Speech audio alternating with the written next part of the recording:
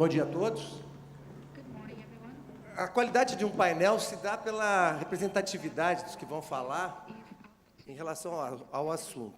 Nós aqui, nesse 7º Congresso de Inovação, estamos enfatizando aí a importância das empresas novas, né?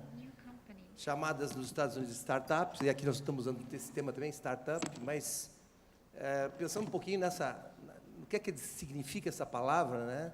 Começar e se elevar rapidamente, esse é um dos problemas que nós temos no Brasil. Nós não temos o mesmo ambiente global, enfrentamos problemas internos, como todos vocês sabem, e enfrentamos a dificuldade também cultural de ter, em número suficiente, empresas, e de ter, digamos assim, o estímulo necessário para a atitude empreendedora, né, dos nossos jovens, das nossas famílias, porque temos uma cultura um pouco ainda arraigada às oportunidades mais seguras, né, que, eventualmente, um país como o nosso possa dar para aqueles que atuam no mercado. Então, a gente enfrenta isso, e já que o mote, e a gente observou aqui nessa palestra inicial, do representante da Siemens, uma empresa grande, e a estrutura que ela monta no mundo, justamente para observar essas atitudes, essa multiplicação de iniciativas, né, que o mundo moderno excita, né, faz com que, através de toda essa conectividade que está presente pelas tecnologias, o indivíduo possa, a partir de uma iniciativa própria, começar um negócio, usar o conhecimento que tem ou que adquire, se for um técnico, ou usar a percepção, se for uma pessoa mais ligada às necessidades de mercado, para criar um novo negócio. Então, nós temos aqui representantes de empresas importantes aí na área de tecnologia no mundo. Temos um representante que vem da Ásia, vem da Rússia, que trabalha justamente nessa área de investimento, e o representante da Associação Brasileira de Startups, ou seja, sujeito do assunto, e a Heloísa, que representa, então, o SEBRAE, uma entidade sempre preocupada em estimular a pequena, média empresa, e, principalmente agora, nesses últimos anos, o SEBRAE passa a atentar para a grande oportunidade que o país tem, a partir de empresa nova, que nasce pequena, de acelerar o nosso processo de desenvolvimento. Então, eu estou muito honrado em receber vocês, agradeço aí. E eu gostaria de iniciar com, então, o representante da Microsoft, e vamos nos organizar aqui, nós temos mais ou menos 1 hora, então, temos aí 15 minutos para cada um de vocês, né, para fazer a apresentação da visão que vocês têm desse assunto, do ambiente brasileiro, iniciativa empreendedora, a startup, e, principalmente, vocês que representam empresas grandes, multinacionais, como vocês podem conectar essas empresas aos negócios de vocês. Ok. Bom dia a todos, é uma honra para mim estar aqui, né? Agradeço ao CNI, SEBRAE, pela oportunidade. Vamos contar um pouquinho, vou tentar dividir em 3 partes a minha fala. A primeira é, a gente precisa criar um ambiente. Como você falou, o Brasil não tem uma tradição ainda muito forte nessa área de startups e de inovação, então a gente precisa preparar esse ambiente. Preparar esse ambiente, a gente precisa capacitar as pessoas. Então, a gente começa por uma parte de aprender as pessoas a programar, porque se a gente está falando de tecnologia, a gente tem que... tudo bem que os robôs estão bem automatizados, mas ainda não estão programando pelos humanos, né? A gente ainda precisa do lado humano. Então, a gente tem apoio, a gente chama isso de uma jornada empreendedora, onde a gente capacita crianças a partir de 6 anos até os seus 15 anos a conhecerem a tecnologia e desmistificar esse conceito de que tecnologia é uma coisa de nerd. Hoje ela está acessível, pessoas não precisam ser nerds de óculos e que nem os filmes, qualquer um pode fazer. Minha filha de 11 anos tem acesso. E, com isso, a gente vai incentivando que mais pessoas tomem gosto pela tecnologia. A partir daí, tudo isso gratuito, a gente tem um site chamado Eu Posso Programar, e que qualquer pessoa aqui que está assistindo pode acessar. Depois, a gente apoia também os professores e as escolas, a gente doa softwares para essas escolas, para que elas possam também fornecer na grade escolar a tecnologia. A partir daí, a gente, então, já estamos na fase de adolescência, preparando para o vestibular. A gente também prepara alunos para a área de trabalho. Tem um software, um programa chamado Student to Business, que também capacita pessoas para o mercado de trabalho. Tudo isso que eu falei online é gratuito. São mais de 30 mil pessoas por ano sendo capacitadas. E aí, com isso, a gente está querendo criar volume, criar a exponenciação que foi falada ontem, de qual a capacidade e quantidade de gente acessando a tecnologia. Passamos, então, para a segunda fase, que é a fase do empreendedorismo. Eu já não tenho medo de programar, já gosto da tecnologia, já quero ver uma oportunidade. Como é que eu consigo me tornar um empreendedor? Então, a gente começa com uma... O brasileiro gosta muito de Copa, desde de futebol, a gente está sempre querendo ganhar a Copa do Mundo. A gente criou uma Copa de computação, que a gente incentiva que alunos de escola pública ou privada, no Brasil inteiro, de faculdade ou de nível mestrado e doutorado, possam ter uma ideia e virarem empreendedores. A gente, com isso, apoia mais de 1.000 projetos, recebe mais de 1.000 projetos por ano, e escolhemos os 2 melhores para que a gente possa... E aí, como é que é essa escolha? É um pitch, mais um protótipo funcional. A gente convida pessoas do mercado, professores e mentores, e pessoas até o Amuri da B Startups estava esse ano lá em Fortaleza, na final. E a gente, então, escolhe os 2 projetos principais, que representam até o Brasil numa Copa Mundial, que nós apoiamos em mais de 100 países. Agora, em julho, tem a final em Seattle. A final brasileira foi em Fortaleza, a gente também espalha isso para o Brasil. Ano passado foi em Belo Horizonte, esse ano em Fortaleza. Então, a gente quer também desmistificar que só vem bom projeto de Rio e São Paulo. A gente quer também que várias cidades do Brasil possam participar.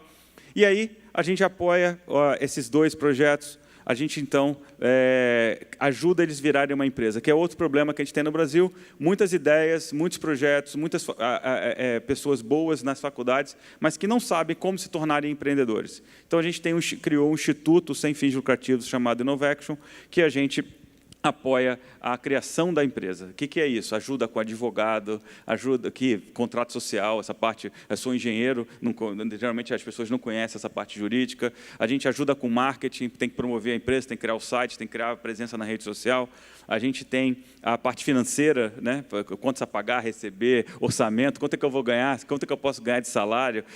Nessa fase, não tem nem receita, então é muito importante prestar atenção nesse lado financeiro. E, por último, a parte de recursos humanos, porque a gente tem que contratar pessoa boa. A empresa vai crescendo, você vai tendo que ter gente boa para apoiar o seu negócio. A gente também ajuda a política de vesting, a política de contratação, remuneração, retenção de talento. Isso tudo é feito em 4 meses, gratuitamente, pelo Instituto. Deu tão certo que a gente abriu, começamos com projetos da Microsoft, hoje a gente está aberto ao mercado, qualquer empresa que esteja nos escutando no momento, podem procurar a gente abriu o Instituto para apoiar essas empresas. Como eu falei, gratuitamente, a gente não cobra nada das startups. Por fim, a última parte é a parte de capital, né? Sem dinheiro, as empresas não vão muito longe. A gente criou, então, um fundo BR Startups, que fornece investimento para as empresas. Muito semelhante ao que a Siemens falou, né? Capital, criação, ideia, é muito parecido, só muda o nome para nome brasileiro aqui. O BR Startups é um fundo de capital semente, onde a Microsoft é investidora. Novamente, abrimos para o mercado devido ao sucesso. Hoje, então, a gente tem a Algar, a Monsanto, o Banco Votorantim, Banco do Brasil Seguridade, Qualcomm, Agência de Fomento do Estado do Rio, todos eles ajudando a fomentar áreas estratégicas, por exemplo, agronegócio na Algar, fintech na área do Banco Votorantim, seguros do Banco do Brasil Seguridade, para que a gente forneça entre R$400 mil a R$2 milhões para as startups poderem desenvolver os seus negócios. Os critérios de seleção são bem simples, empresas que já tenham mais de R$10 mil de faturamento ano ou 120 mil ano, que tem um produto real que alguém tenha comprado, usando, ou seja, não é mais protótipo, já é uma realidade. 2 sócios, um CEO que cuide de marketing e vendas e um CTO que cuida da parte de tecnologia. E, pelo menos, um que fale inglês, porque a gente também sonha de botar o Brasil na lista de unicórnios mundiais, então a gente também quer que as pessoas já tenham preparo e condições de apresentar os seus produtos internacionalmente. Essa é a nossa jornada empreendedora. E aí eu vou concluir, só para finalizar a minha apresentação, que eu acho que o tema aqui é conexão empresas e startups, que é o que você me perguntou. Como é que a gente vê essa conexão? E aí eu vou falar dos 2 lados, né? O lado da startup e o lado da empresa. Primeiro, e é uma dica que eu queria compartilhar para todos, Primeiro, eu acho e eu gosto que a empresa resolva um problema real. O Brasil, como você citou, tem muitos problemas. Então, a primeira coisa que eu incentivo é qual é o problema que você está resolvendo. Porque é muito comum um engenheiro de computação, eu sou engenheiro de computação, então posso falar, a gente adora tecnologia, quer fazer o robô, quer fazer a internet artificial, quer fazer aquela tecnologia, mas, no fundo, às vezes, não serve para nada. Aí você não vende nada, né? Então, como é que a gente tem algo que realmente alguém tem um problema e quer resolver? Então, essa é a primeira. Qual é o problema que você está resolvendo? Primeiro slide que eu botaria para apresentar para o investidor é qual é o problema que você está resolvendo. Aí, depois, se eu tenho um problema, alguém paga por isso. Então, eu tenho um cliente. Então, gera valor para o cliente. E o que é gerar valor para o cliente? Eu reduzo o custo, eu aumento a produtividade, eu aumento a escala de atuação. Eu tenho uma empresa brasileira que quer tornar uma multinacional, isso ajuda a se tornar uma multinacional, ou quero botar um robô para aumentar a produtividade da empresa. Enfim, qual é a necessidade? Porque se a empresa vai pagar por essa solução, ela tem que ter um retorno desse investimento. Então, a segundo item é qual é o retorno que a empresa tem para adquirir o seu produto. E por último, a terceira, que eu brinco, o triângulo de ouro que eu brinco, a sua empresa atende bem o seu cliente, de tal forma que ele faz propaganda da sua empresa, porque nessa fase o boca a boca é a parte mais importante. A empresa não tem dinheiro para anunciar na TV, no jornal, então é muito comum o poder do boca a boca, de pessoas estarem usando e adotando a tecnologia. Isso para mim caiu a minha ficha quando a minha avó, de 86 anos, eu cheguei na casa dela, ela estava jogando Candy Crush. Eu falei, mas como minha avó jogando Candy Crush? Como é que pode? Né? A minha amiga me disse, a outra amiga me disse. Então, esse é um poder absurdo de que um projeto internacional chega na casa da minha avó de 86 anos. Então, esse é o boca a boca. Então, é impressionante o potencial. E as empresas, às vezes, ficam na cabeça de usar tecnologia, de pagar anúncio, de fazer revista, quando a melhor forma e mais barata é clientes falando bem de você. É você, a Microsoft fala bem, a Samsung fala bem, a Sebrae fala bem, e você ganha isso. Então, essa, para mim, é a dica que eu falo para a startup se conectar com a grande empresa. Porque a linguagem da grande empresa é isso, é ROI, é retorno de investimento, ela tem acionista, ela quer lucro, quer aumentar a performance, quer algo que dê certo, né? E, agora, para concluir, a parte da empresa, né? Do outro lado da empresa. As empresas são muito conservadoras, elas não querem correr risco. Então, elas têm medo de botar uma tecnologia que vai dar errado. Então, como é que eu garanto que a tecnologia tem escalabilidade para atender uma grande empresa? Porque uma empresa, como sou um banco, tenho 100 mil contas, você não quer ter um problema com 100 mil clientes, que o dinheiro suma, que desapareça. Então, você tem que garantir que a sua tecnologia realmente é estável, que ela tem qualidade e tem escalabilidade para atender grandes clientes. E que, às vezes, as startups esquecem disso. Testa com 1, testa com 2, quando, às vezes, você tem que testar com 10 mil, 100 mil. Quando eu era startup, eu só me fiquei satisfeito quando eu cheguei a 1 milhão de usuários. Aí eu podia garantir que o produto estava perfeito, porque com 1 milhão de usuários, se desse problema, meu Deus do céu, eu nem estava aqui hoje falando com vocês. Então, essa é a parte que eu acho que é mais sensível da escala. As empresas têm medo. E muitas empresas também têm dificuldade de lidar com o erro, né? Que lidar com inovação, investimento de risco, é algo que pode dar errado, que de 10 projetos, 1, 2 dão certo, 8 dão errado, é uma estatística mundial.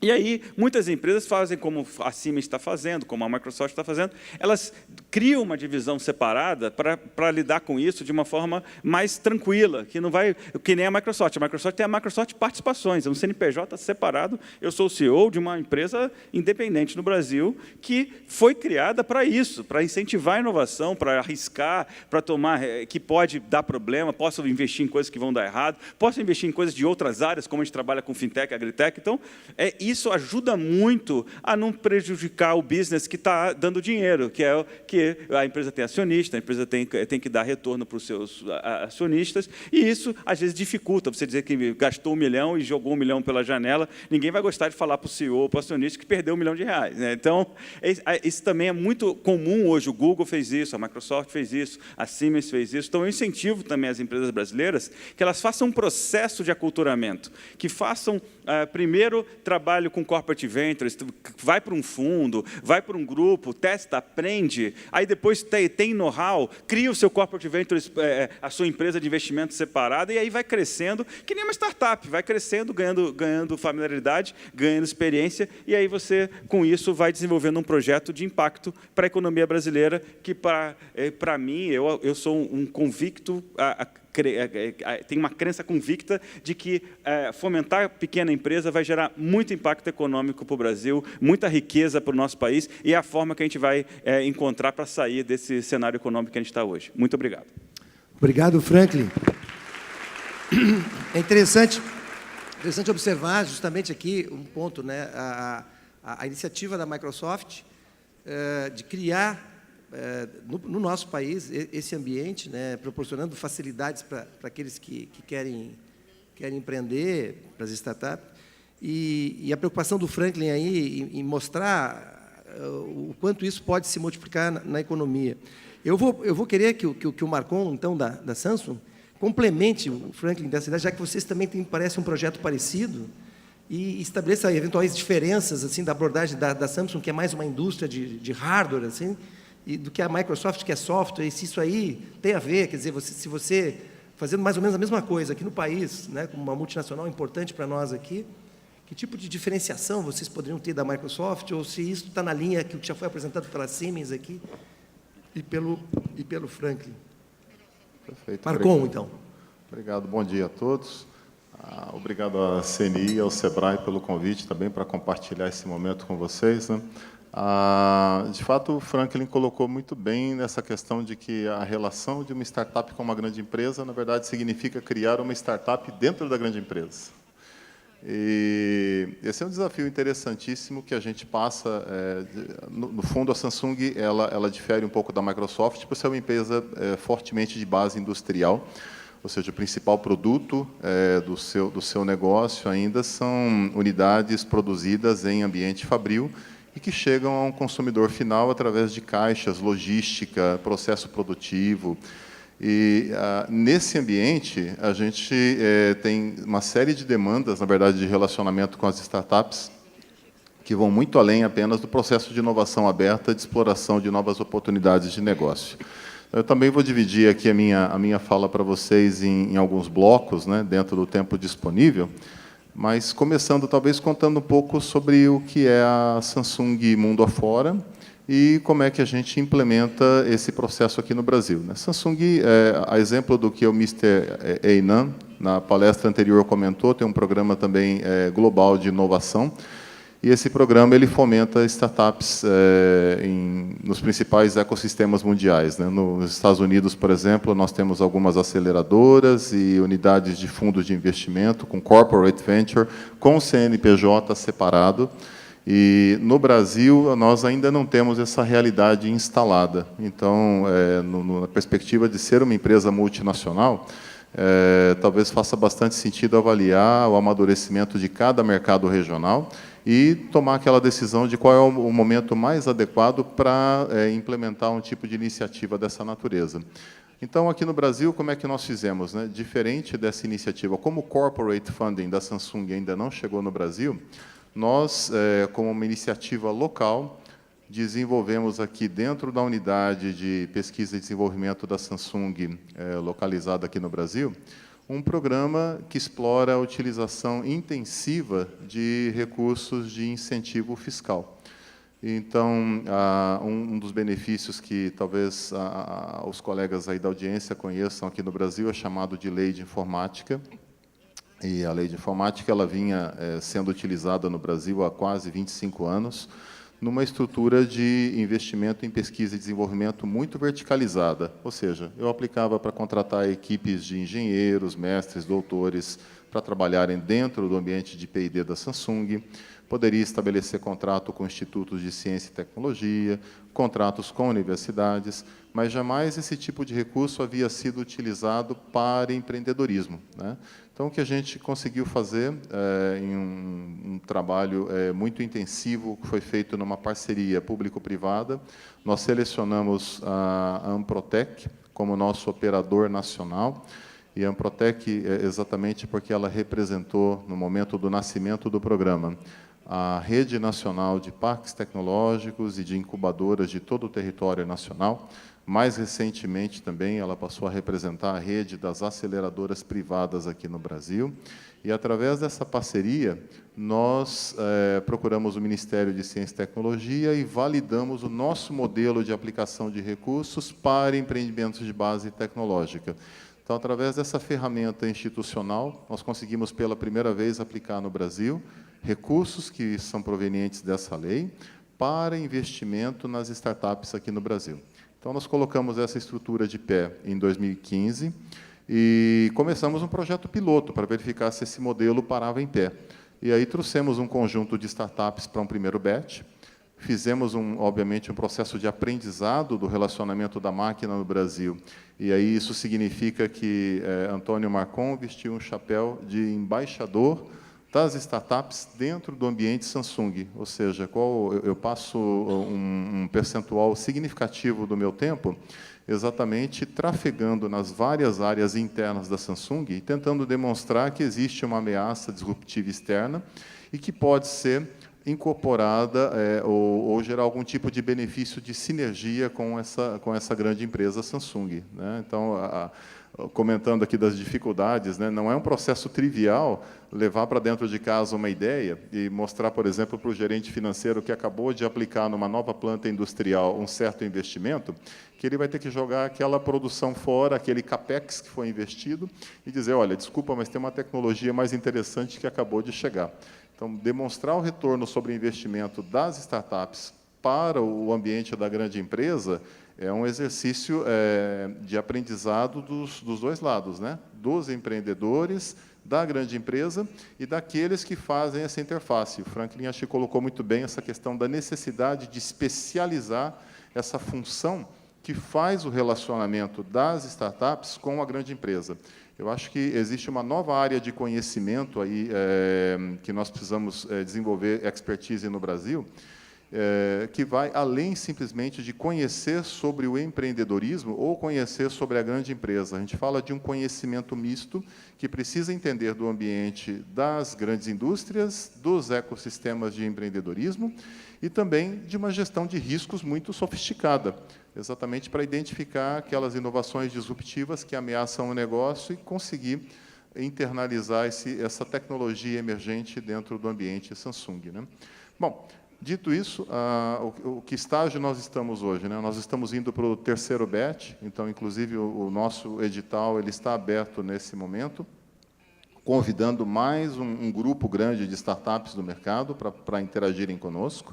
As inscrições vão até o dia 20 de agosto, e o site é o portal da Amprotec, né? amprotec.org.br/Samsung. Eu queria destacar também que, após a implementação da fase piloto, né, até aproveitando a presença da Heloísa, que está aqui, a gente intensificou muito fortemente também, além da Amprotec, as relações institucionais com o SEBRAE. O SEBRAE, hoje, é um grande parceiro do programa, não só no aspecto de infraestrutura, mas de serviços e de parceria como um todo. Obrigado, Heloísa, por essa parceria. E a gente agora espera alavancar uma nova etapa do programa, né? E chegar aí em regiões mais distantes do Brasil, especialmente na região norte do Brasil, Amazonas, Amazônia Ocidental, que possui uma diversidade também jurídica própria, né, administrada por uma spin-off da lei de informática para aquela região. E estamos aqui abertos ao diálogo também, né, eventuais colegas de grandes empresas que queiram aprender um pouco ou trocar informações conosco de como é que nós podemos avançar nesse tema da relação grande empresa com as startups. Nós estamos aqui de braços abertos para uma conversa e um café. Tá bom? Obrigado. Bom dia a todos. Obrigado, Marcon. Interessante, então, essa solução da Samsung, aproveitando os recursos que são originários dessa atividade da empresa no país, sob a égide da lei de informática, que geram justamente recursos para P&D, e no momento que se fala de inovação, esses recursos, teoricamente, aumentam à medida que a empresa se estabelece no mercado, serem direcionados para a inovação, e direcionados para a inovação através da da empresa, da startup, é tão ou mais importante do que praticamente serem aplicados só no P&D, né? Só na atividade técnica, tecnológica. Então, isso é uma solução moderna e importante para o país, aí, que a Samsung está à frente, junto com a Amprotec, e conseguiu, do Ministério da Ciência e Tecnologia, o apoio para que esses recursos possam chegar a um destino, né, de quem está precisando de algum capital para começar o seu negócio, né? É muito importante isso. Só uma última observação, que isso foi feito sem qualquer alteração da lei. Claro. Não, é uma visão diferente, uma visão moderna, afinal, de recursos que o governo, através da legislação, para estimular a implantação de atividade local na área de tecnologia, criou e, de uma forma ou de outra, está se modernizando, né? Coisa que o país precisa. Bom, eu vou passar a palavra agora para o Alessandro, que vem de longe, vem da Rússia, e é responsável pelo Instituto de Competitividade da Eurásia, para nos apresentar a sua visão sobre esse assunto todo da startup, da grande empresa, e estamos curiosos também para ver na sua região como essas coisas acontecem. First of all, I would like to thank you for the invitation. Lovely people, lovely country, very creative and talented. You have everything to perform in innovation. Yeah, I was very surprised and impressed by people I met here there. First of all, I would like to share our experience about innovations ecosystem we built in Russia. And second, I will probably share our concern and challenges we met in our experience to create corporate venturing, create, develop, and manage these companies. First of all, in Russia we have 3 key institutions, which actually was created only 5-6 years ago. First one is Skolkovo, probably you heard about, Skolkovo Foundation.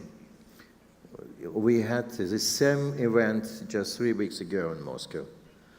It was 20,000 participants, 80 from 80 countries, and most importantly, it becomes the largest innovation event in Europe, just in 3 years.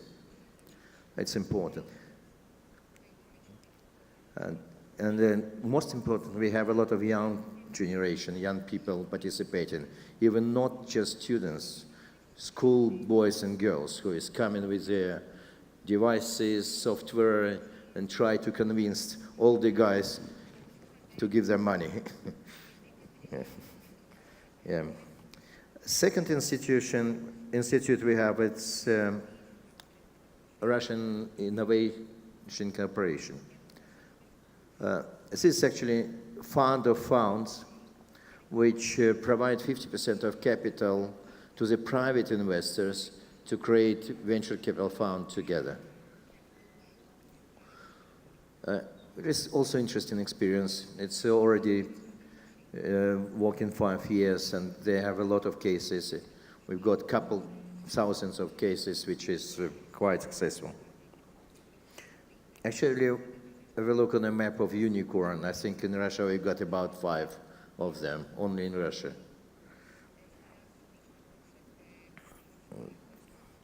And third one is very interesting institution which was built about 3 years ago. It is privately owned. It's called Internet Initiative Development Fund. This year they become also the biggest, largest internet incubator or accelerator in Europe. They have thousands of thousands. What they're doing, they're going to all cities in Russia, to all biggest university, and screen all and push all students to create something new and just motivate them, support them, train them, coach them. It's just very, very large initiative. And it works. As you know, probably Russian programmers again, they win in a world competition of the programmers. last year. That's good.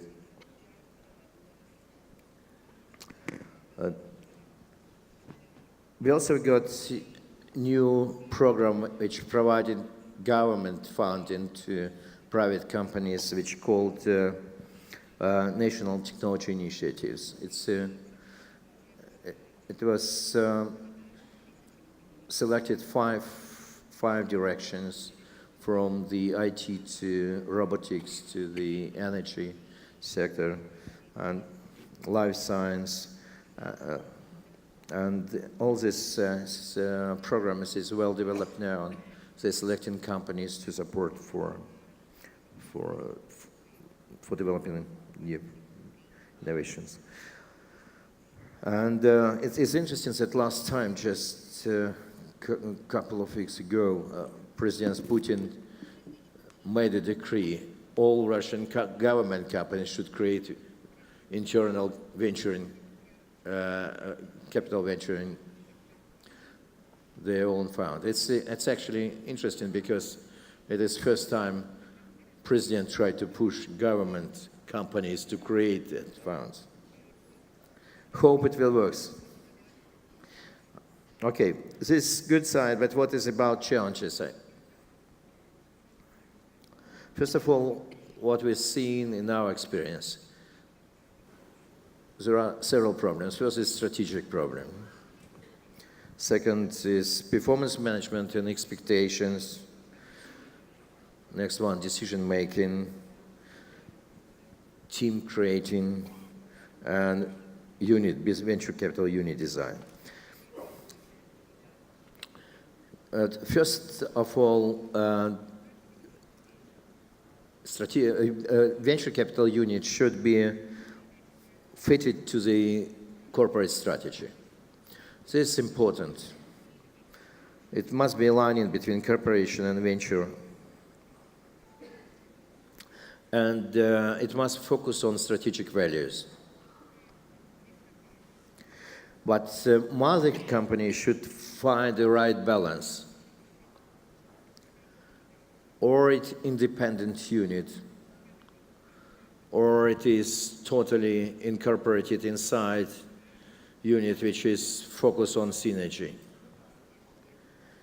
So actually, you have to find the right balance of that. There are very interesting rule which is Lego CEO invented, which is helping to companies to allocate their capital.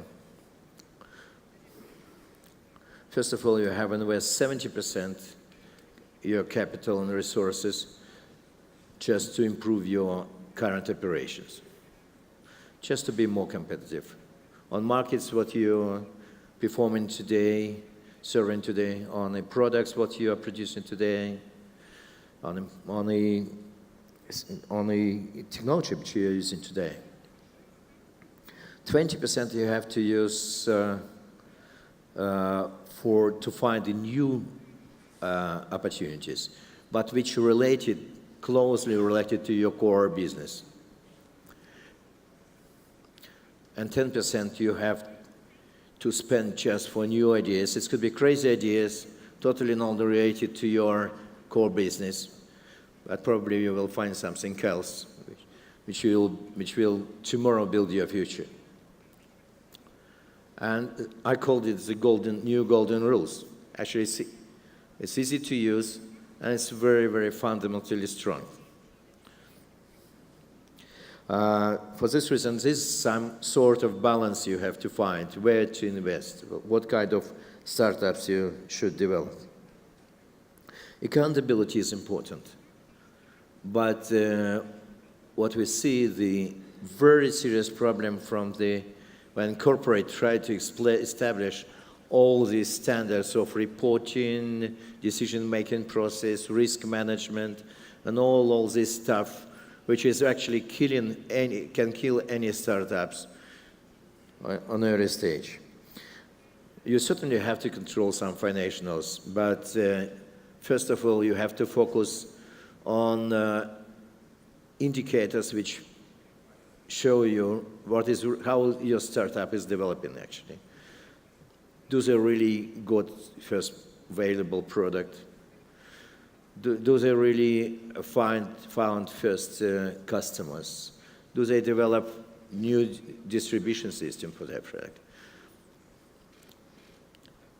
This is important.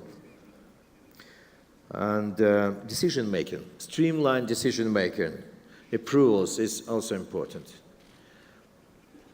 Large companies is very bureaucratic, and sometimes you will wait your capital months. Decision was made months ago and money is not provided in time. Small company can't wait so long.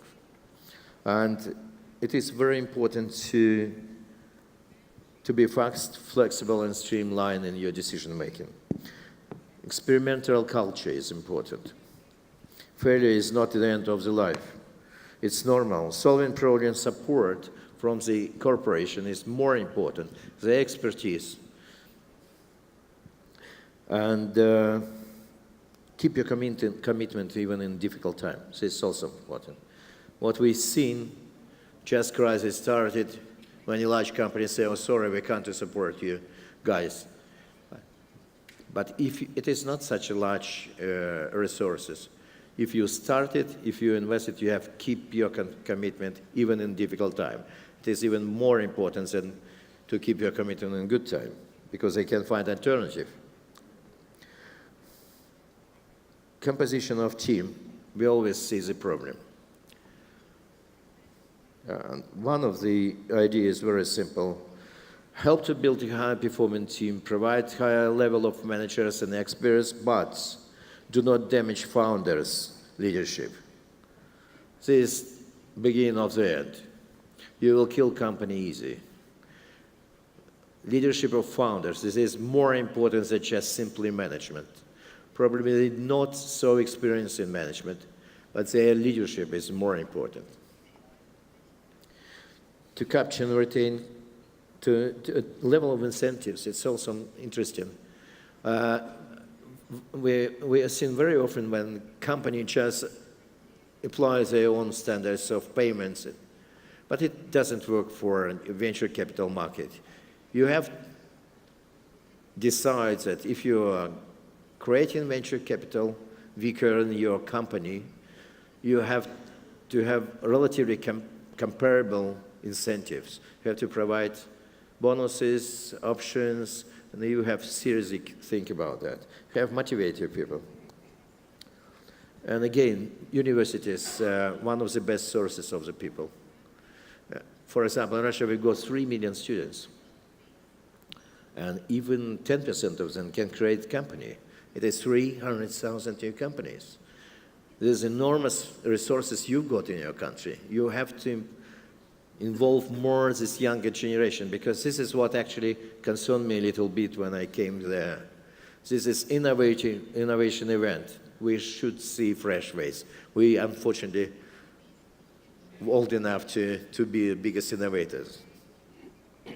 And very important to have right design of unit which is managing your corporate venture. Unit is actually playing a role of a mediator between companies and ventures. To have it, very important, because somebody must protect this just small and young new businesses, which is easy to kill, and they're easy dying. This is what I would like to share. Thank you. Obrigado, Alexandre. Interessante o que o Alexandre nos traz de experiência do seu país, né?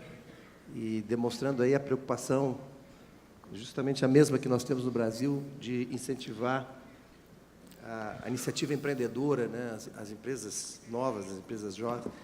E ele coloca uma coisa importante que talvez caiba no Brasil também. Nós estamos aqui diante de empresas como a Microsoft e a Samsung, vimos o exemplo da Siemens, mas nós temos grandes grupos no Brasil também, e acho até que na mobilização empresarial esses grupos estão atuando, mas talvez essa visão do Alexandre, que ele traz da do movimento do capital, né, do movimento do financiamento do negócio já estabelecido para um novo negócio, né? Quando muitas vezes a gente tem que escutar ou escuta, olha, se você tem um negócio, foca no teu negócio, não abre para um novo negócio.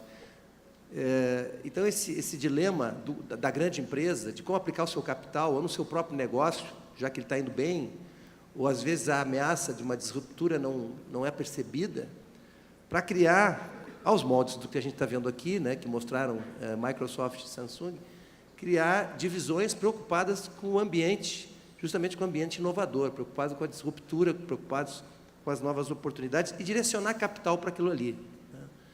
Uma palestra muito importante que eu assisti na área de inovação foi do nosso professor Delfim Neto, dizendo que a chave da inovação não estava na tecnologia, não estava na ciência, estava no financiamento, de como você financiava justamente aquelas atividades nascentes, né? Não sob o aspecto de proteção, porque a proteção, propriamente dita, realmente não constrói a excelência, mas no aspecto do cuidado com todo o ambiente para que a competição se estabelecesse e houvesse funding necessário para as competências, né, para que elas chegassem a bom termo. Eu vou, justamente, então, falando e complementando aqui o nosso painel nas startups, passar a palavra, então, para o Rafael Ribeiro, que nós estávamos conversando ali no início. O Rafael parece que já vendeu a sua própria empresa, né? Já é um ciclo de sucesso completo como jovem aí, e é hoje o presidente aí da Associação das Startups Brasileiras. Por favor, Rafael. Bom, primeiramente, bom dia. Muito obrigado pelo convite. Eu sou o diretor executivo, o presidente é o Amuri. Tudo bem. Obrigado, Sebrae, pelo convite. Obrigado, CNI, pelo convite. Bom, eu vou dar um pouco da visão da Associação Brasileira de Startups, como a gente tem se envolvido aí nos últimos 6 anos com esse ecossistema, que a gente costuma dizer que é um bicho diferente, né?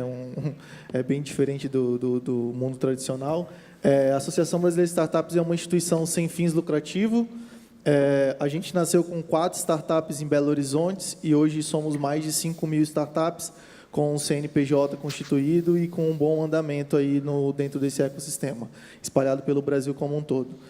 A gente vem atuando praticamente de 4 formas dentro desse ecossistema. A primeira delas é com educação. A gente entendeu que nem todo mundo realmente entende o que é uma startup e sabe o que é uma startup. Então, a gente vem educando desde o empreendedor a grandes executivos de entender de fato o que é uma startup, como se calcula evaluation, como que faz de fato uma apresentação que seja viável e que seja claro tanto para os investidores quanto para a própria grande empresa. Então, esse processo de educação tem sido muito forte dentro da ABS e a gente está aí hoje com mais de 70 atividades espalhadas pelo Brasil todo e fazendo muito intercâmbio entre startups de sucesso com startups iniciantes. A gente tem espalhado disseminado esse conhecimento por todo o Brasil. A segunda grande parte é a parte de investimento. Então, a ABS hoje ela tem uma parceria com todos os fundos de investimento e a gente dá o direcionamento uma vez que a gente entende que essa startup ela está, de fato, pronta e preparada para receber investimento. O terceiro pilar, lá a gente tem acesso a produtos. Então, a gente entendeu que, para que essas startups nascentes, essas empresas nascentes, dar certo, no primeiro ano de vida dela é muito difícil. Então, a gente tem parceria com todos os grandes players, como a própria Microsoft, a gente dá o BeSpark Plus e tudo mais, a gente dá um aporte desde cloud a uma série de outros benefícios para que essa startup ela consiga dar os primeiros passos ali, consiga alcançar ou pelo menos validar de fato se o negócio dela vai dar certo ou não. Bom, por último, é o quarto pilar, que eu acho que é o mais interessante. Em 2014, entendemos que para startup, de fato, é interessante e para grande empresa, no final do dia, é geração de ROI para um lado, mas para startup é emissão de nota fiscal.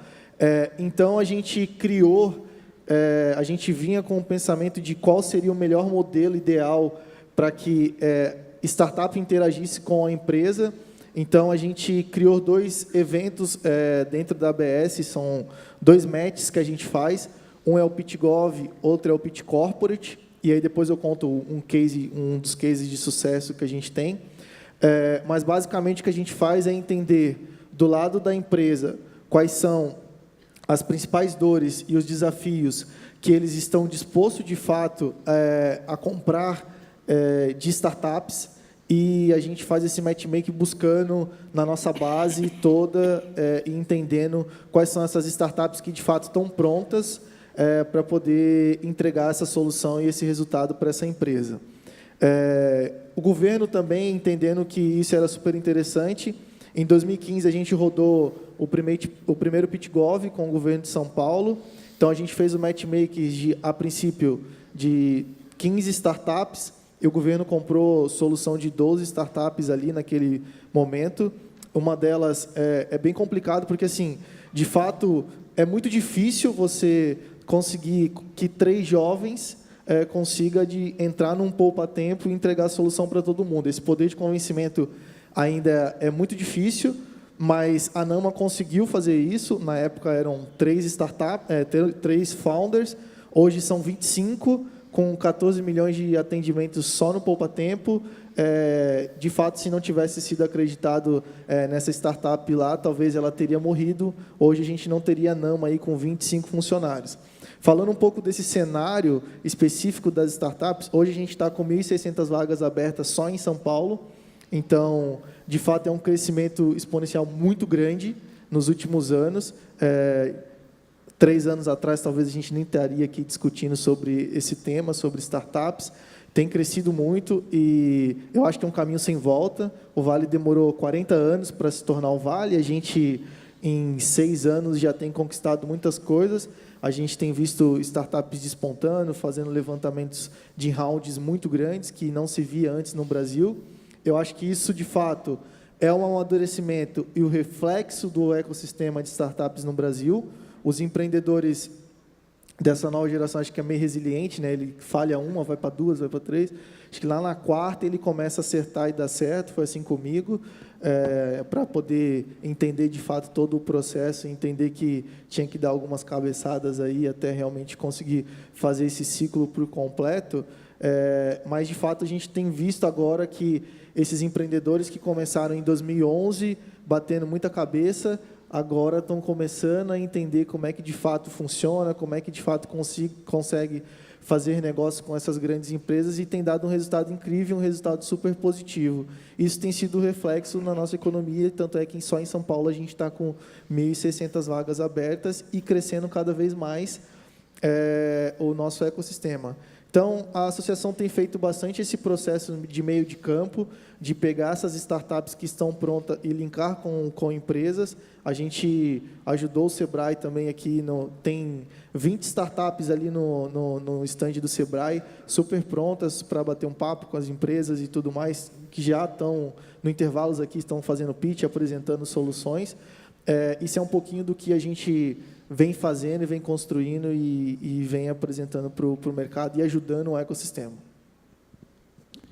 Obrigado, Rafael. Acho importante,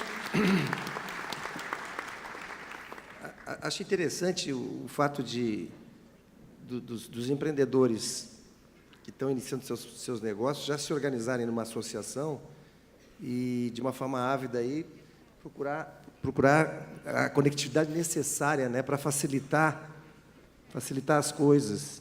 E também acho interessante quando você cita que há 3 anos atrás não poderia estar aqui e agora estamos aqui discutindo o tema. E eu me lembro que, justamente no desenvolvimento da mobilização empresarial, a conscientização da indústria brasileira, né, já que nós estamos aqui no ambiente da CNI, e a indústria brasileira e a indústria em si, ela tem um certo conservadorismo, uma certa inércia, né?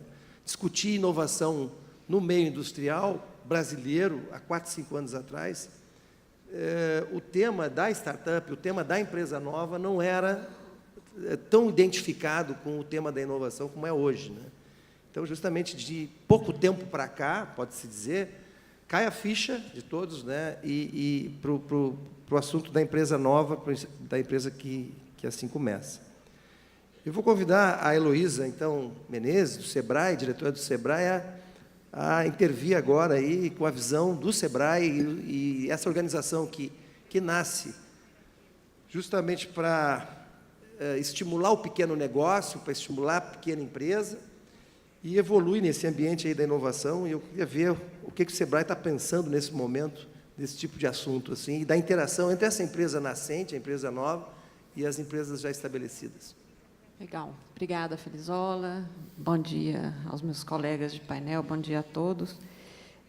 Minha apresentação eu vou focar em 2 pontos principais, Felizola. Primeiro, chamar a atenção para as características do processo inovativo, tanto na grande empresa como nas startups, e dizer também que, a partir daí, como é que estamos vendo a evolução, né, tanto da relação entre as grandes e as startups no momento atual, perspectivas de evolução.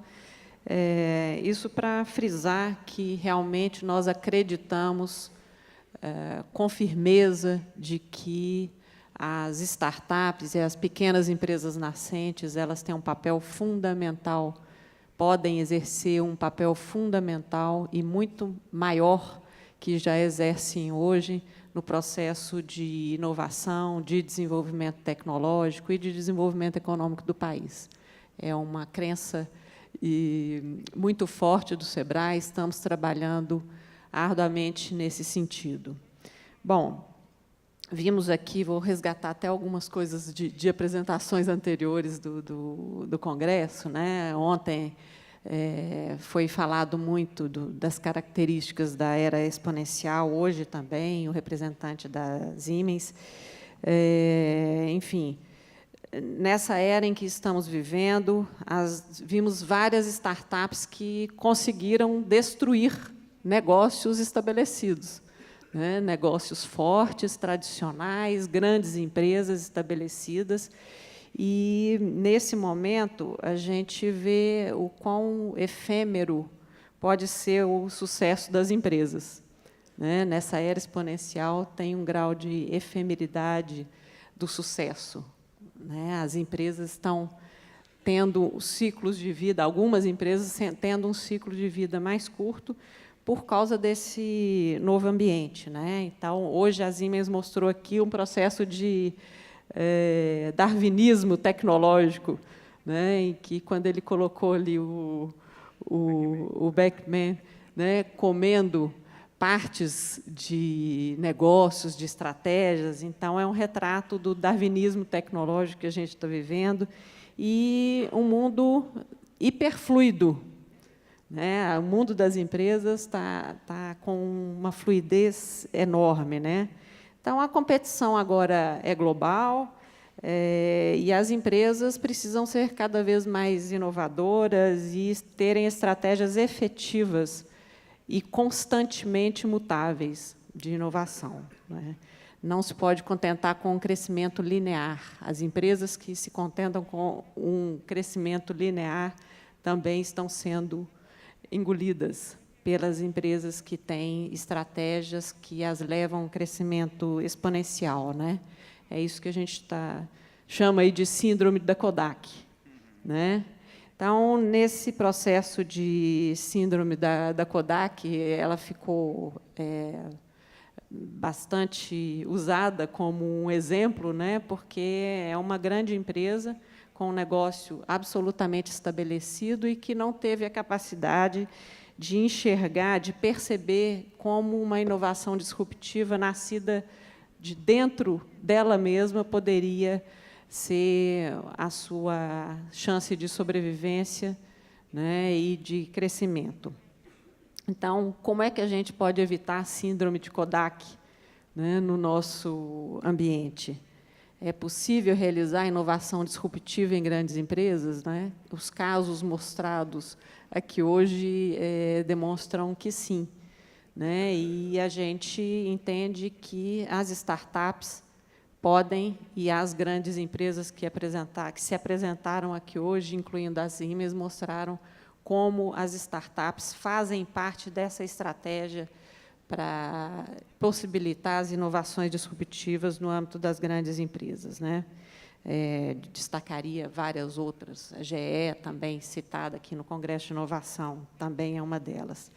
Então, o que realmente importa não é o tamanho da empresa em si, né, mas a estratégia inovativa que a grande empresa utiliza, né, sua capacidade de inovar permanentemente, sua capacidade de efetivamente tomar decisões de uma maneira flexível, de uma maneira empreendedora, seu grau de burocracia, né, interno também influencia demais, sua habilidade de escolher a tecnologia e a abordagem do processo de inovação, né? Então, resumindo,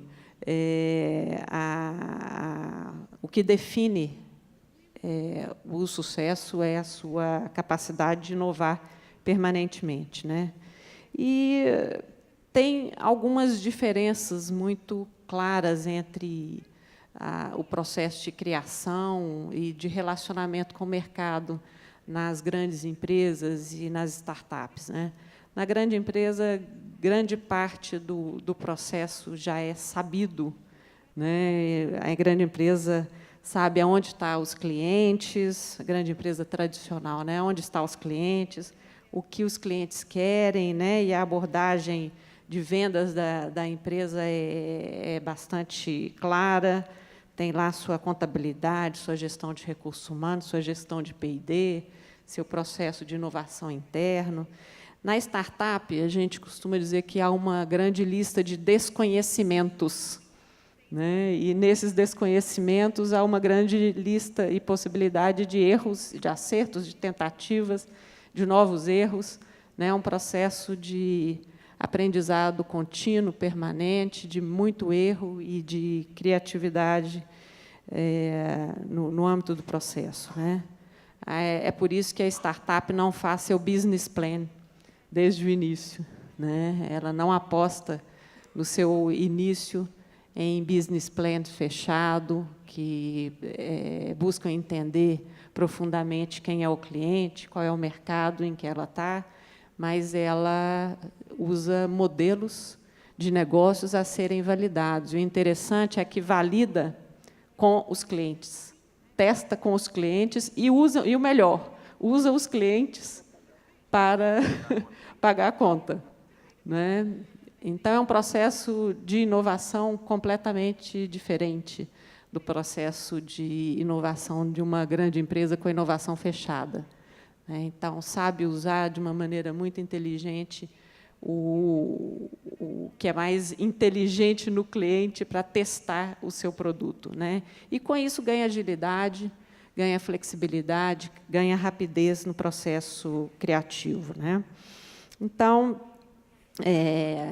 a empresa, quando cresce, atinge o seu grau de maturidade, aí é que é o momento em que realmente ela precisa despertar e pensar no processo contínuo, permanente de inovação e em se reinventar, né? As grandes empresas, muitas grandes empresas se renovam, inovam de uma maneira não interna, não fechada, mas ou iniciando processos de cooperação com startups ou até mesmo adquirindo essas startups, né? Que vimos recentemente com o Facebook, né, comprando o WhatsApp, comprando o Instagram, é uma necessidade permanente de renovação e de incorporação dessas tecnologias, dessas inovações, a partir dos seus competidores, que nasceram pequenos, nasceram como startups ali no mesmo ambiente, né?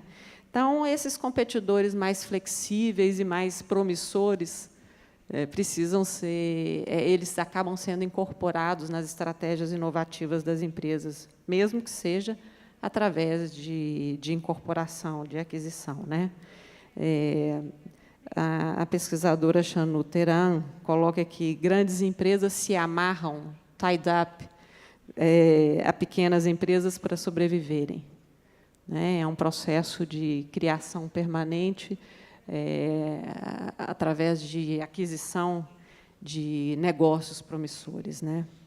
Então, qual seria assim, o sucesso das startups vis-à-vis as grandes corporações, né? O Franklin, que já foi um startupeiro, né? E você também, acho que a principal característica é o sonho grande, né? Então, imagina que eu vi outro dia uma foto muito interessante de um avião de papel, né, voando, mas tinha uma projeção da luz, né, como se o avião estivesse aqui, uma luz projetada, e projetava no final um Boeing, ou um jato enorme, né, ou também outra que eu vi, um tabuleiro de xadrez que tinha um peão, um pequeno peãozinho, simples, é o guerreiro, é o exército que vai na frente, né, mas a projeção era o rei, né?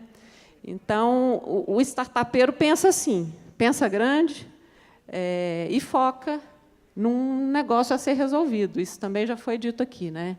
Tem um negócio a ser resolvido e há esse foco, né? Trabalha com problemas reais e com problemas capazes de mobilizar a sociedade, mobilizar o cliente, mobilizar a avó do Franklin, né, a usar e a recomendar melhorias permanentes para a empresa que desenvolve aquele produto, né?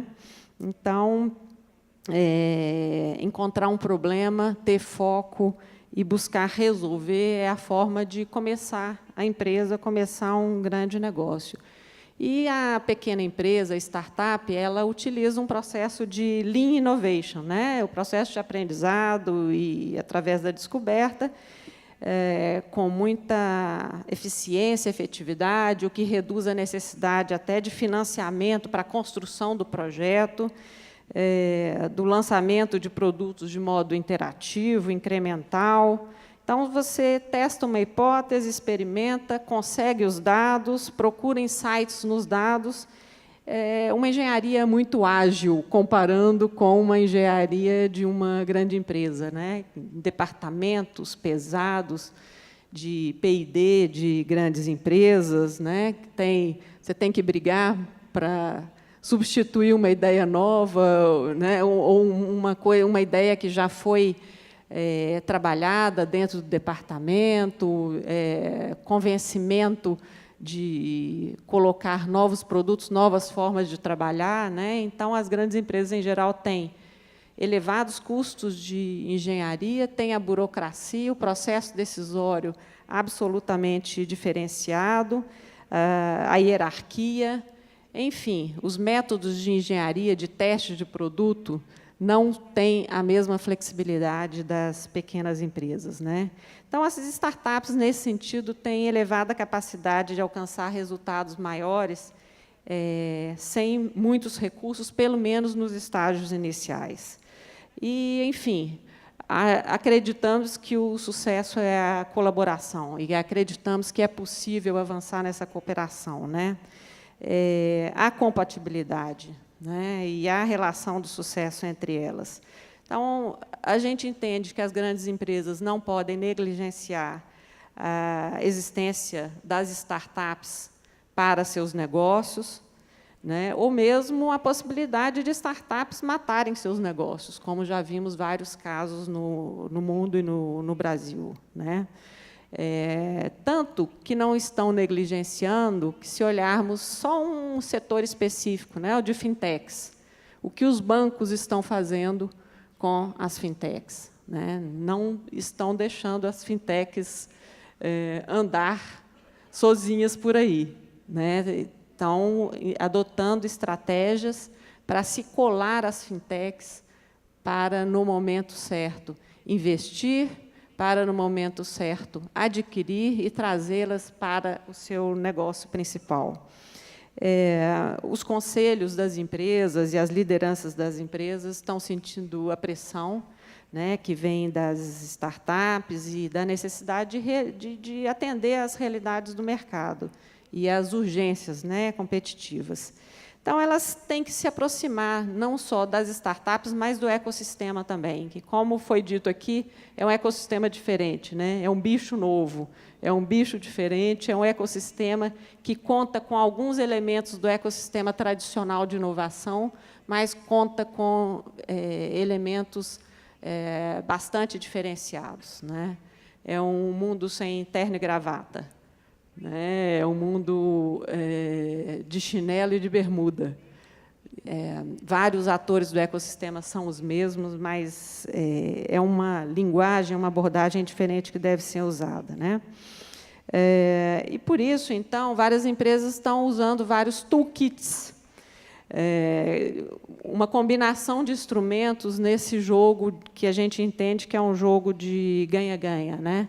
Falei aqui de fintechs, Bradesco, outro dia tivemos uma bela reunião com a diretoria da Bradesco. Eles têm um toolkit completo de relação com as fintechs, né? Estão buscando no mercado oportunidades para o banco, ao invés de brigar com o mercado, né? Algumas dessas ferramentas que existem, várias já citadas aqui, ainda destacadas nos casos apresentados, né? Primeiro, o corporate venture, né, ou empreendedorismo corporativo, e aí a gente tem visto vários exemplos dessas conexões através de criação de spin-offs. As grandes empresas passaram a ser clientes, e as spin-offs ajudam a captar clientes ou a fidelizá-los. Exemplo disso, né, gente, os programas de fidelização Smiles e Múltiplos, né, nasceram como spin-offs das empresas de companhia aérea e acabaram, né, elas foram transformadas em empresas independentes. BB Seguridade, para a gente só não falar só de exemplos de fora do país, né? BB Seguridade também é uma vertente securitária do Banco do Brasil e que, após ótimos resultados, ela se desvinculou do Banco do Brasil. Outras iniciativas, né, aceleradoras, as grandes empresas estão criando aceleradoras que, além do investimento financeiro, promovem estratégias de mentoria, suporte à gestão, vários exemplos nós já vimos aqui, né? Isso está acontecendo e ganhando força no país. Também vemos aceleradoras ligadas, derivadas de uma grande empresa, como a Oxigênio, que é uma aceleradora do Grupo Porto Seguro. Um outro instrumento é o investimento direto, né, ou Corporate Venture Capital.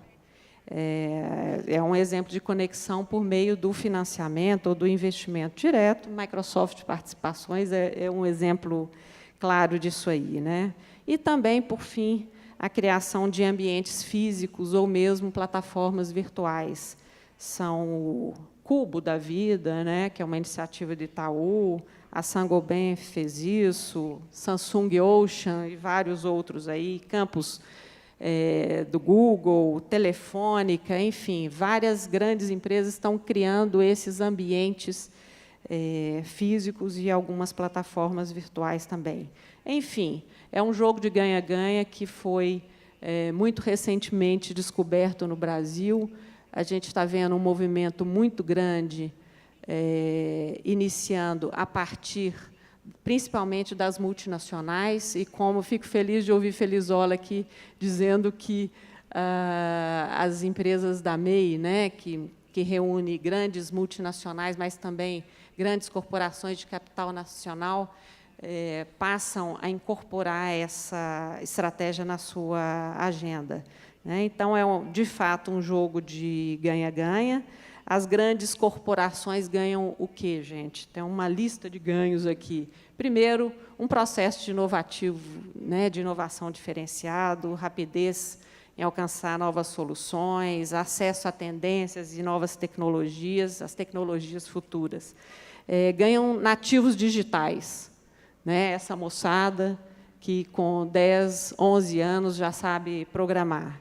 Novos talentos, compartilhamento de risco, identificação de novos modelos de negócios que, às vezes, saem de uma ideia ali no lab, né? Sai uma ideia que pode ser transformada num novo modelo de negócios.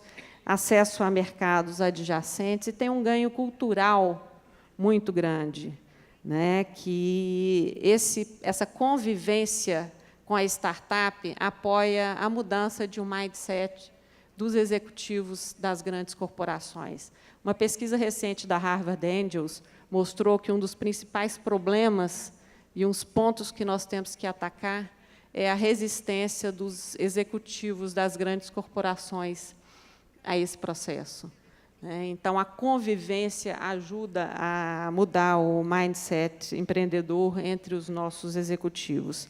E, por fim, a associação de marca, né, a empreendedorismo, a marca da grande empresa, a empreendedorismo, a inovação, além, acho que do principal, a aceleração, né, gente? O encurtamento do tempo de desenvolvimento das áreas de negócios. As empresas mostram também que essas parcerias desafogam as áreas de tecnologia das grandes empresas. Elas ficavam sobrecarregadas quando eram as únicas responsáveis por desenvolver os vários pedidos das áreas de negócio. E as startups ganham por associar a sua empresa, o seu negócio, à credibilidade de uma marca grande, ganham escala, né, como já foi dito aqui, ganham investimento financeiro, porque muitas vezes nascem de uma boa ideia e zero de dinheiro no bolso, ganham importantíssimo o mercado, o canal de distribuição da grande empresa, logística, além da gestão de risco, segurança e mentoria e suporte à gestão. Enfim, é um jogo de ganha-ganha muito importante e que, no Brasil, apesar desse movimento ser recente, está crescendo e precisamos estimulá-lo cada vez mais. Obrigada. Muito obrigado, Heloísa. A gente sempre aprende, né? E eu acho que a Heloísa lançou uma palavra aqui que eu não tinha ouvido ainda, mas que resume, que é uma forma nova de chamar o empreendedor, né? Que é o startupeiro. E aí eu queria puxar isso, Heloísa, do seguinte, né? Na realidade, sempre houve inovação na humanidade, sempre houve negócio. O capitalismo se desenvolve a partir do século XVIII, e essas coisas não mudaram muito.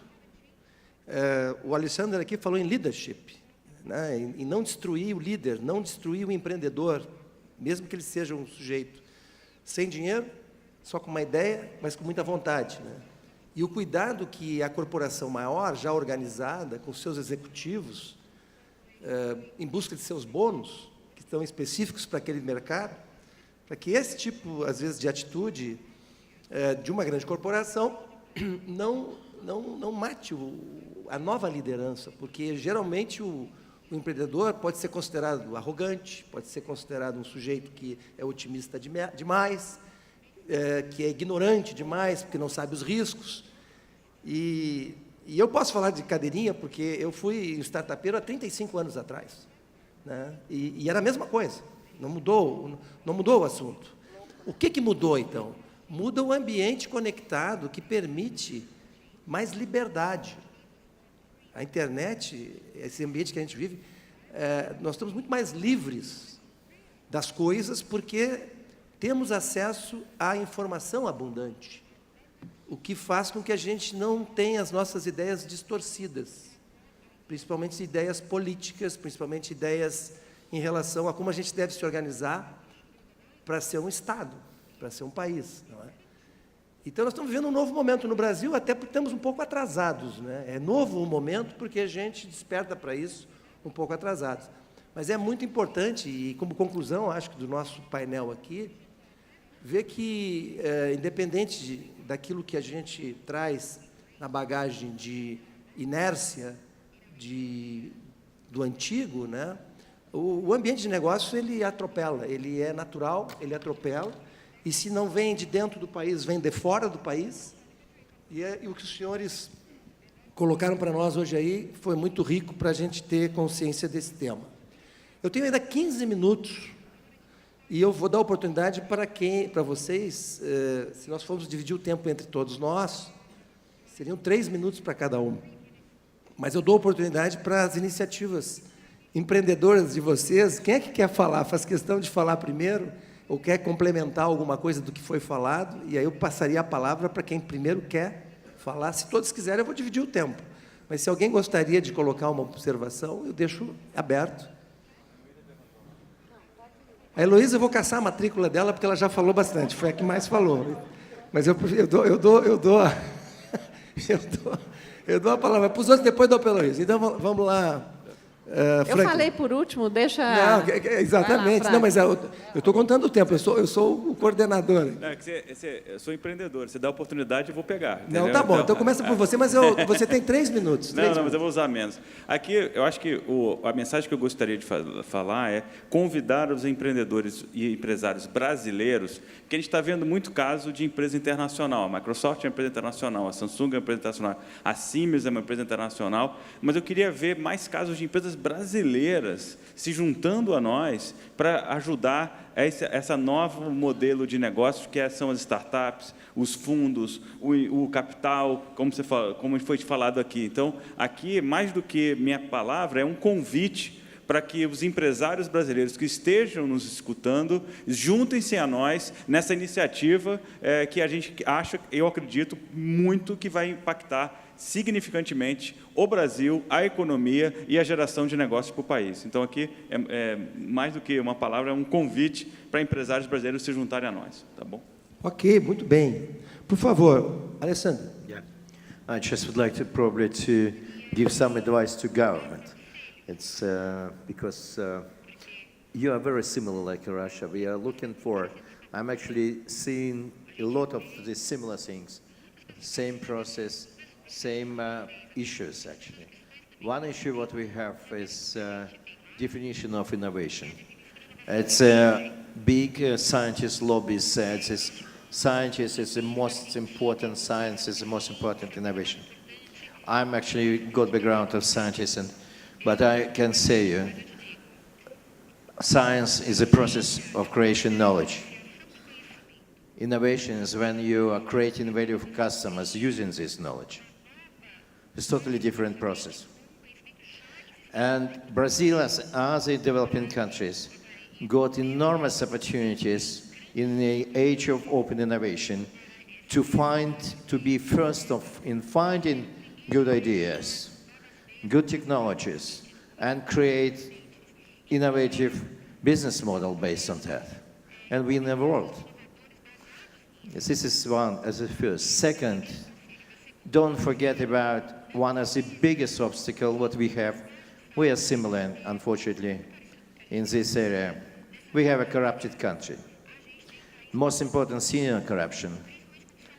This is the worst obstacle for innovation. You don't need to be innovative and compete for example, on the market, because corruption is, you just need a relationship.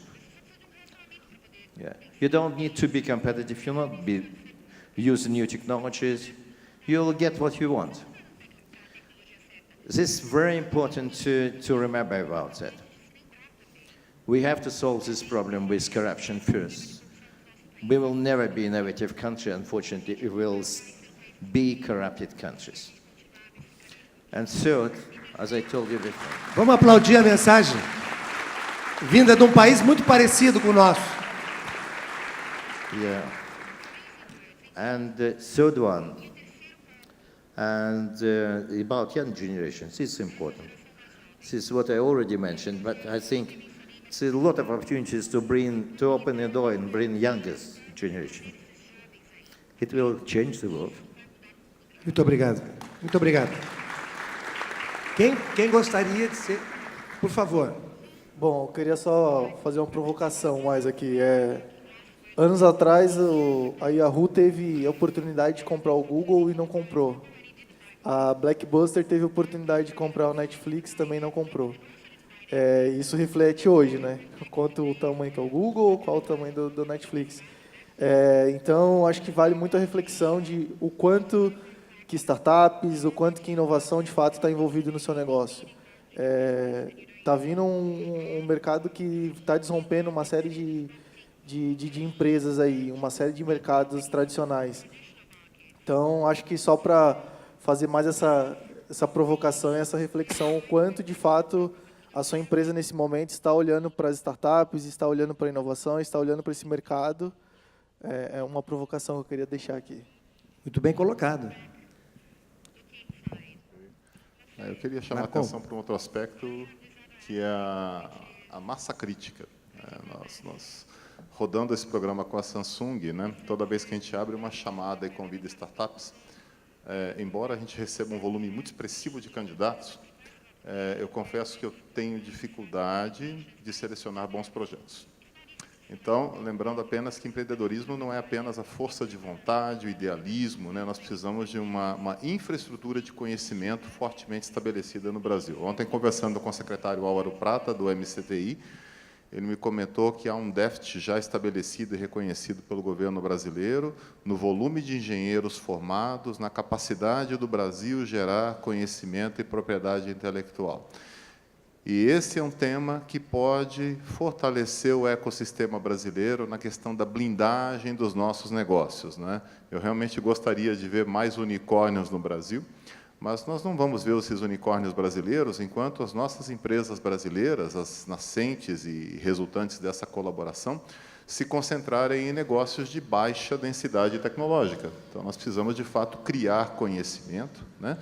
E exportar esse conhecimento, né? Nós, sem dúvida, temos setores muito fortes aqui no Brasil para atender mercado doméstico, o setor de agribusiness, o setor aeroespacial. Temos alguns expoentes que podem ser carro-chefe para todo um ambiente de colaboração com as startups para a criação de conhecimento. Mas não adianta nada lá no final da cadeia, nós chipamos o boi, chipamos o porco, interessantíssimo, mas aí a gente pega, mata o porco, embala, coloca numa bandeja e manda para a China. Ou seja, não é o porco o valor agregado que vai chegar nesse mercado de exportação. Então, nós precisamos, de fato, inverter um pouco essa pirâmide de exportação no Brasil, e aí as startups, nessa colaboração com as grandes empresas, têm um papel fundamental. É isso. Obrigado. Muito bem, Marcon. É clara a conexão da educação, e principalmente da educação fundamental com a inovação, né? E com a preparação, porque só da vontade empreendedora, sem o conhecimento, o resultado final, né, não é o melhor possível.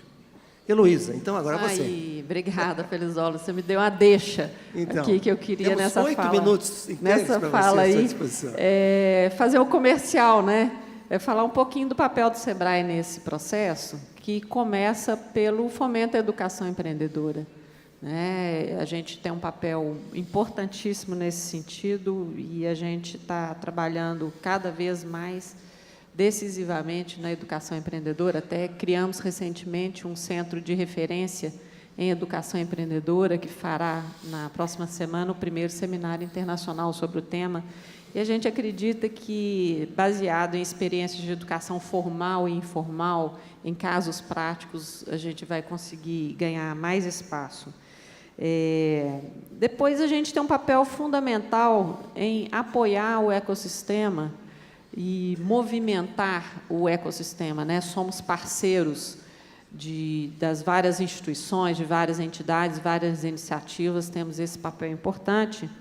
E, nesse ponto, um papel decisivo é ajudar a decodificar as linguagens de um para outro, né? Tem uma linguagem, os interesses diferentes do ambiente das grandes corporações e o ambiente das startups. Nem sempre a língua é bem entendida, né? E aí há um gap de comunicação e, portanto, um gap negocial. Esse é um desafio que a gente precisa vencer, né? Como eu já disse, vivem em ecossistemas diferentes e diferentes frameworks, linguagens. Esse é um desafio do Brasil. Um outro ponto importante, a gente ajuda a pescar os peixes, né? As grandes corporações, com as iniciativas de Corporate Venture, podem ver no SEBRAE um parceiro para ajudar a pescar os bons peixes. A gente tira os peixes do mar e coloca os peixes no aquário, né? Então, porque nós temos iniciativas inúmeras de apoio a startups, e a gente já tem uma carteira muito grande de startups apoiadas e conhecidas, e aí a AB Startups é um parceiro fundamental para nos ajudar a colocar no aquário e colocar esse conjunto grande de novos negócios para conversar melhor com o ecossistema. De novo, voltando, lembrando a pesquisa que a Harvard Angels fez, a gente vê que as grandes empresas buscam, em geral, startups na fase de tração ou de crescimento, né? Quando já estão ali prontas com o negócio estruturado. E nós temos um volume enorme de peixes nadando no mar que estão na fase de ideação ainda, né? E na fase inicial de organização do seu modelo de negócios, caminhando para a atração. Então, esse é um outro elemento que precisa ser ofertado. Nós não temos ainda um sistema tão maduro para ter tantos aquários disponíveis para as grandes corporações, para os ventures, para os angels investirem, né? Então, nós esperamos que, com o tempo, o único problema na relação entre as grandes corporações e as grandes empresas seja o desafio de compartilhar o sucesso, né? De discutir como é que vai compartilhar o sucesso, como é que vai compartilhar a propriedade intelectual e os lucros, né? E aí a gente entende que essa relação deve se iniciar desde a fase da ideação. Importante essas iniciativas, né, aqui demonstradas. Vamos ajudar a alimentar os peixes no oceano. É isso, gente. Um outro papel, só para fechar, a gente atua também como agente de fomento, subvencionando várias iniciativas, né? Já lançamos um edital de inovação, que também vale para startups e para apoiar a relação entre grande e pequena empresa, e fizemos 2 contratos muito relevantes, um com o Senai e outro com a Embrapi, que também tem categorias nessa linha, porque acreditamos, de fato, nessa iniciativa cooperada e na sua enorme chance de sucesso. Muito obrigado, Heloísa. Então, com essa fala da Heloísa, a gente encerra aqui o nosso painel, né? E usando o que ela colocou aí no fim, né, nós realmente temos que tirar os peixinhos do oceano e colocar no aquário, mas temos que cuidar da água desse aquário, né? Que não seja água de Brasília, certo? Muito obrigado.